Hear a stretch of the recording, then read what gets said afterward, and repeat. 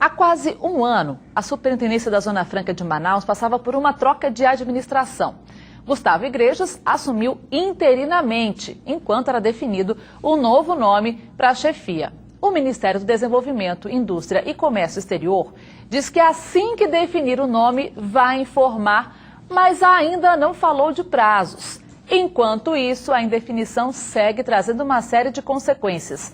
Assunto para a gente discutir com o presidente do Centro das Indústrias do Amazonas, Wilson Périco. Seja bem-vindo. E a gente, mais uma vez, com essa situação da Zona Franca, que não é novidade, como a gente comentou agora há pouco, como eu disse, há quase um ano que está nessa situação de uma chefia interina. E eu queria que você explicasse para a gente que consequências diretas essa indefinição toda traz para a nossa indústria, em especial no momento que a gente precisa tanto de definições para a economia brasileira. Bom dia, Luana. Bom dia a todos que nos assistem. Esse é mais um exemplo do descaso desse governo para com a nossa região. A Superintendência da SUFRAMA, que deveria ser os olhos, o ouvido e a boca do governo federal para toda a região norte, passa aí por essa situação há um ano, aguardando a definição do novo superintendente. O ministro da Indústria e Comércio, que não pisou em Manaus ainda como ministro, e é uma pessoa do nosso convívio, uma pessoa que presidiu a CNI, ele tem certeza que ele gostaria muito de já estar com essa situação resolvida, mas acontece que esse governo tem alguns entraves que nós não conseguimos entender. O que isso traz de dificuldade para a gente? Nós temos mais de 30 PPBs em Brasília, no Ministério da Indústria e Comércio e no MCT, aguardando por aprovações, PPBs esse que viabilizariam investimentos PPBs no nosso que são? Processos Produtivos Básicos, que é a chancela do governo federal para que a indústria possa produzir produtos inovadores na nossa região. O televisor, por exemplo, ele já tem esse processo definido. A empresa que for produzir televisor é só apresentar o projeto à SUFRAMA e vai fabricar o televisor.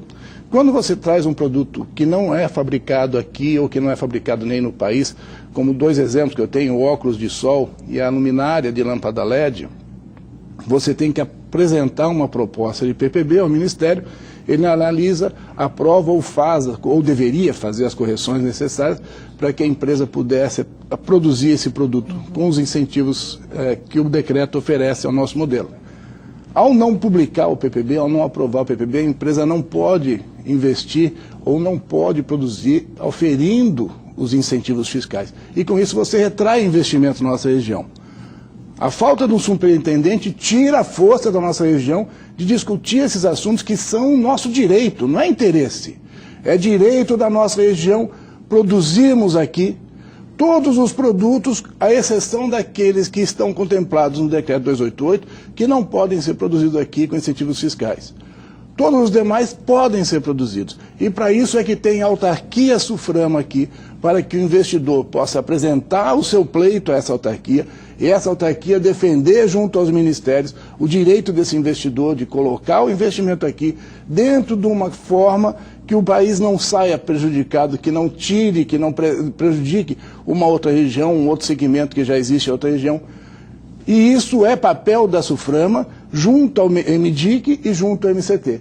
Sem o superintendente, a SUFRAMA, que já está enfraquecida, perde ainda mais força, porque não tem um interlocutor que defenda esse direito.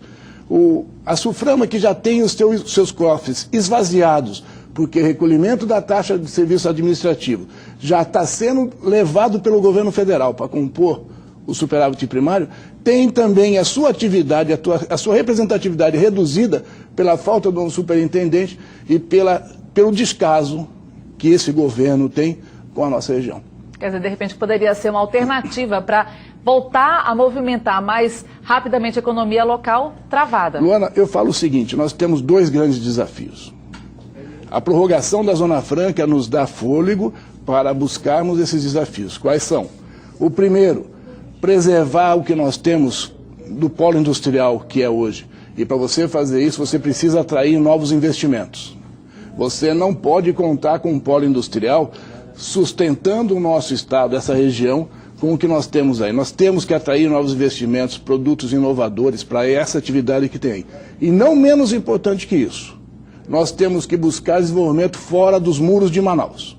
buscar desenvolvimento nas demais 61 cidades do nosso estado, que têm potencialidades, que têm riquezas. Para você ter uma ideia, 95% da arrecadação de ICMS do nosso estado vem da capital. Ou seja, nós temos 61 municípios no nosso estado que poderiam estar gerando riqueza e não conseguem gerar riqueza por falta de foco, por falta de desenvolvimento das potencialidades que eles têm. Então, esse é um trabalho nosso, esse é um trabalho de casa do nosso estado. Buscar desenvolvimento dos demais municípios do nosso estado, novas matrizes econômicas para o nosso estado, para que o nosso estado deixe de ser tão refém como é hoje de Brasília e para que o estado deixe de ser tão dependente como é da capital hoje. Então a gente continua acompanhando essa situação, esperando que o novo nome enfim saia e que venha essa definição para que a gente possa compartilhar com você aqui e ver toda essa máquina voltar a girar na engrenagem como é o de se esperar, né? Muito obrigada pela sua presença. Pena que o nosso tempo é curto para um assunto que rende tanto, mas a gente espera recebê-lo agora numa situação melhor, com definições. Se Deus quiser, eu que agradeço o convite, é sempre um prazer estar aqui e dizer para quem nos assiste, né, que a única coisa que nós não podemos perder nesse momento é o otimismo. Eu falo que desafios foram feitos para serem superados. Esse momento é mais um desafio que o nosso estado, a nossa região vai superar certamente. Esperamos. Muito obrigada. Eu que agradeço. Bom dia.